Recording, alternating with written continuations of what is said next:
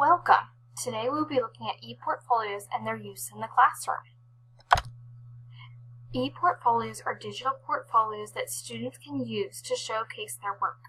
They can be used for different purposes and showcase multiple subjects.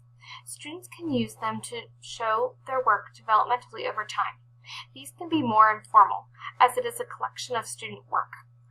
Currently, this is our practice in my classroom. The second type of ePortfolios is representative. They represent artifacts or work created over time. Last is reflection portfolios. Reflection portfolios help students reflect on their work and share their reflections along with their work. In my current district, we use Google Docs as informal portfolios. They are great for showcasing some pieces of work. We use Google Docs to track student growth over time. We can also upload student work in math and reading into their drives. They can share their work in reading and writing by sharing the file with a teacher or classmate. Students can also share their work at home with their families because we use Google Drive. Using Google Drive for their assignments allows students to store their work over time.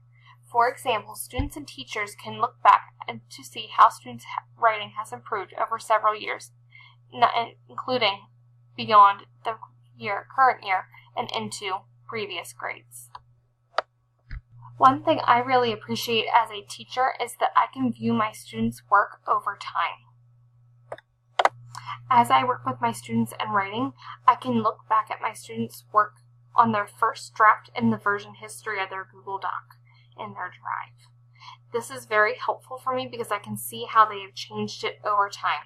Here's an example of a Google Doc and how it has changed over time.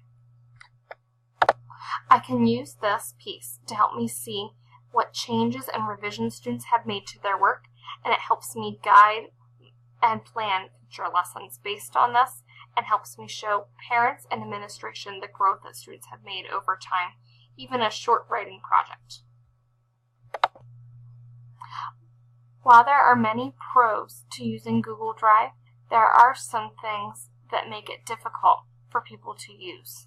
It can be difficult for people to use Google Drive for a portfolio if they do not know how to navigate Google Drive.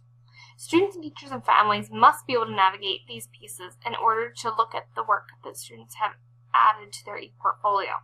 We are fortunate in our district that we have technology teachers available to help students and teachers with the instruction. However, it is difficult for families to navigate if they don't understand Google Docs and Google spreadsheets, as we use these pieces frequently. Using Google Drive can also be difficult for an ePortfolio if people do not have access to the files. The person that is using the file must share it with the person they want to share it with in order for them to see it. I met with my technology teachers in order to set some long-term goals for developing ePortfolios in our classroom and in our district.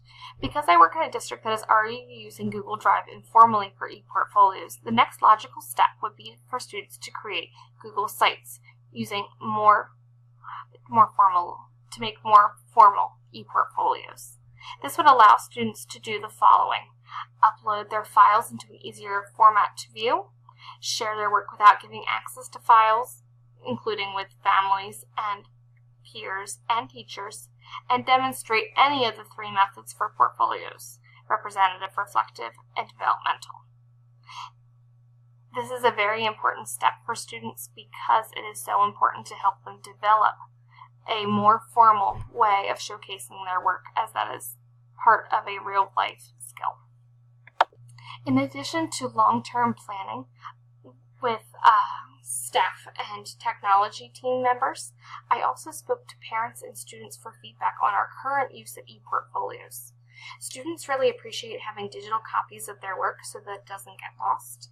They enjoy being able to share it with their peers, teachers, and parents, and they really appreciate getting feedback on their work in the document because we can use the comments to talk back and forth and respond to each other's comments on their work. Parents like that they're able to view their students' work over time, but they would like an easier way to view it.